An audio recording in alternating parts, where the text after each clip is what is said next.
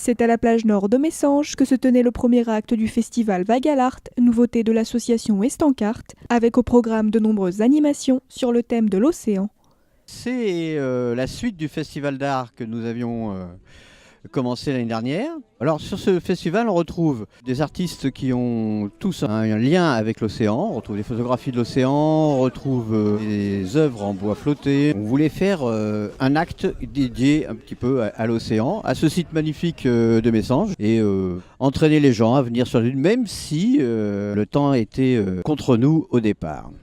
Parmi les expositions et autres ateliers, le public a pu assister et prendre part à une démonstration de beach art par l'artiste Sam Dougados.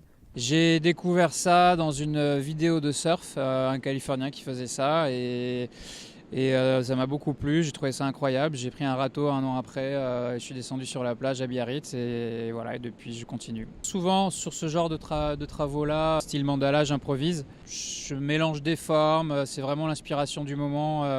Puis en fait, comme c'est par couche, on part d'un centre et on rajoute à chaque fois une forme.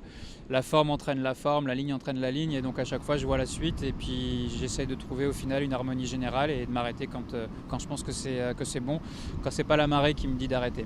Je prends des repères, je compte mes pas. Justement à l'inverse d'autres beach artistes, moi j'utilise quasiment jamais de cordes, de cordeaux, de moyens de mesure, je fais tout à main levée. Et sauf si on me demande un logo vraiment très précis où là voilà ça va être une commande spéciale, mais sinon c'est tout à main levée, donc je vais pas forcément chercher la précision ultime, je préfère l'improvisation et que le dessin se crée sur le moment, et si c'est pas tout à fait juste, c'est pas très grave, tout le monde peut s'y mettre. Là j'ai un futur champion, je pense, il est hyper concentré, il se débrouille super bien. Tu essayes de suivre les contours. Tu essayes de faire des arrondis, ensuite tu mets le truc au milieu, et ça fait des petits traits très jusqu'au fond. Voilà. Moi j'adore, c'est un studio qui est vivant, on a le son des vagues, la vision, la lumière qui change tout le temps, l'odeur, c'est assez enivrant.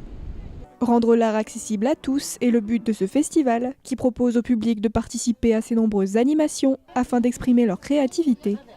L'idée quand même de Estancarte, c'est de favoriser l'art et la culture dans le Marensin.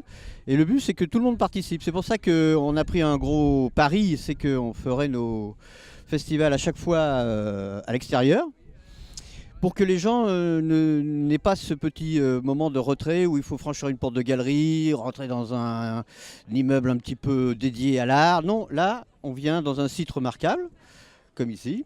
Et puis, des activités sont proposées, c'est bon enfant, les parents s'amusent avec les enfants et ils créent quelque chose. Donc c'est ça notre principe, amener tout le monde à se mettre à créer et peut-être découvrir qu'en réalité qu'il a une âme d'artiste. Le premier acte ayant été un succès, l'association vous attend nombreux pour la suite du festival.